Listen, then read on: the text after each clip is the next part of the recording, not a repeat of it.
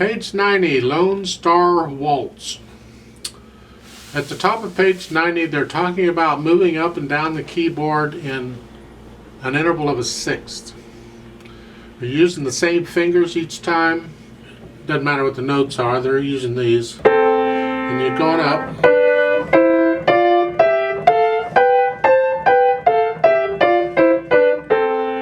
In either hand.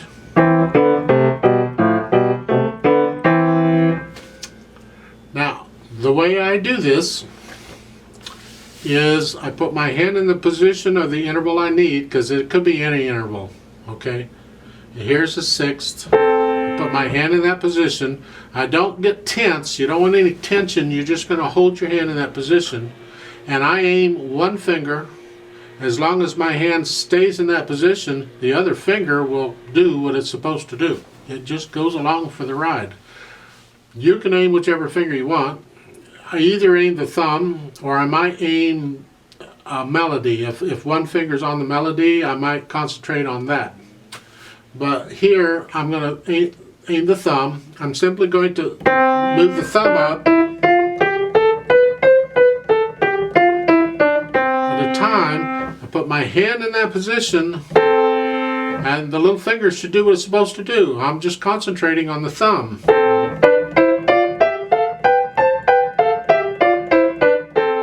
Okay, the trick is stay relaxed, because you'll tense up when you do this. Now, a way you can do that is collapse the wrist on each one. If you collapse the wrist, you're relaxed. You can't be tense and collapse the wrist.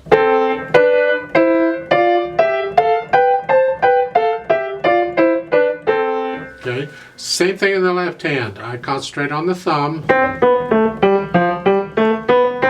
And the little finger should do what it's supposed to do as long as I hold my hand in this.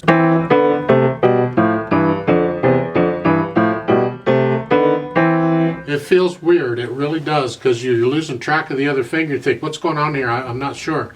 Just trust it. Keep your hand in that position and just let it do what it's going to do. In time, it will get a little more comfortable. You'll get a lot more confidence in being able to do it. So you got to be able to do that in any interval. Okay? Thirds are a big one. Again, just put it in the position and you aim one finger and let the other finger go along for the ride. So in this piece, we get to do that over at the top of page 91. Look at that in the right hand. You're doing. Now, I play those staccato. They're not staccato. The left hand's staccato. They want to legato. So I'm using a wrist to push the notes down. I'm not using the fingers. The wrist is doing it. It's very quick. I want to connect them as best I can, all right?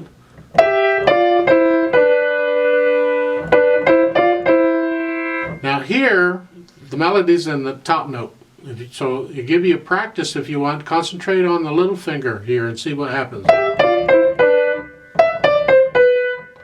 And see if you can do that. See how that works for you. It's good practice.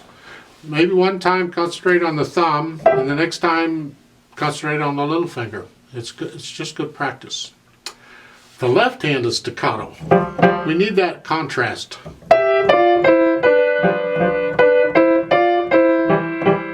Type thing. And it's a wrist staccato. Okay. At the top of page 91, they're introducing staccatos. A staccato simply means you play the note very short. The dots above or below the notes. In the second measure you get in the left hand.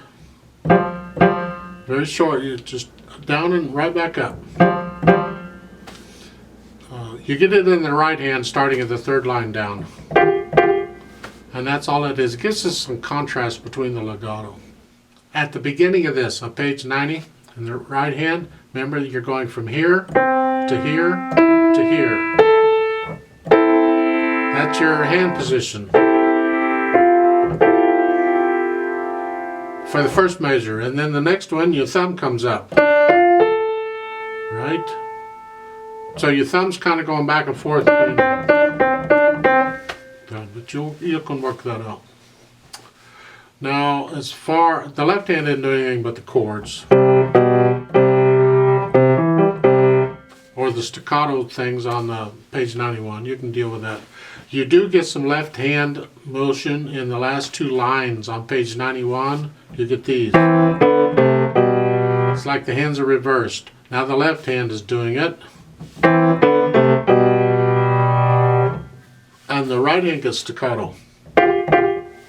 Now in this, I suggest you bring out the top note if you can. Focus on the thumb. And again, for good practice, try it one time and focus on the little finger.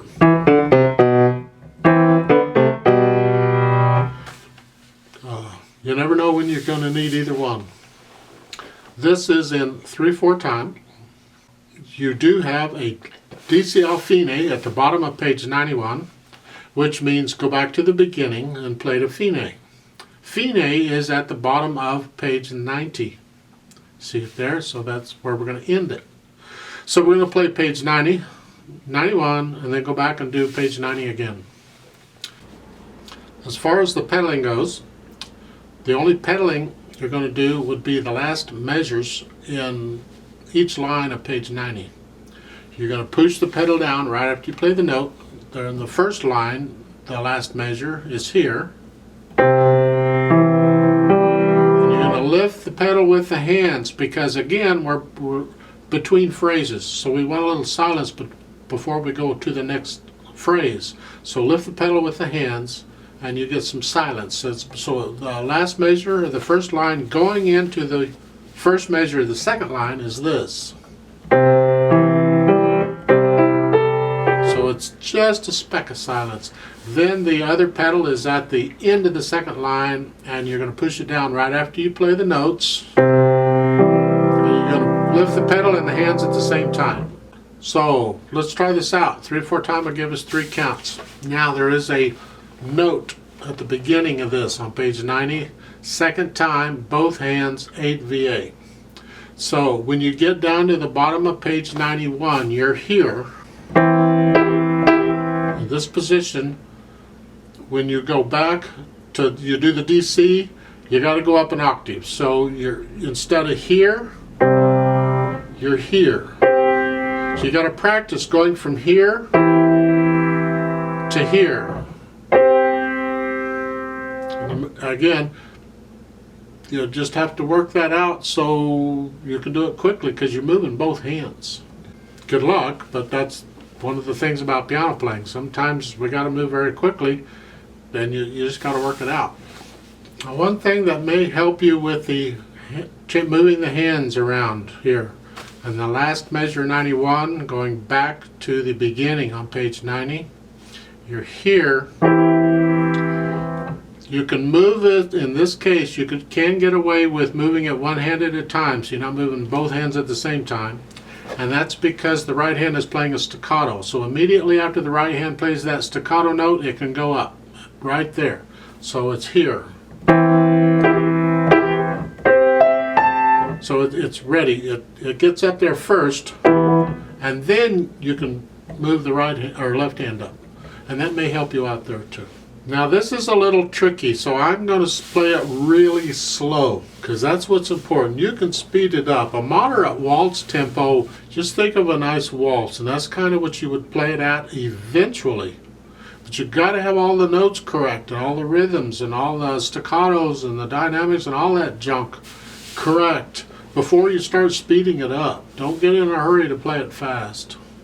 So we're going to go slow. So go ahead and put your hands where they go and the foot's on the pedal. I'll give us 3 counts. 1, ready, go.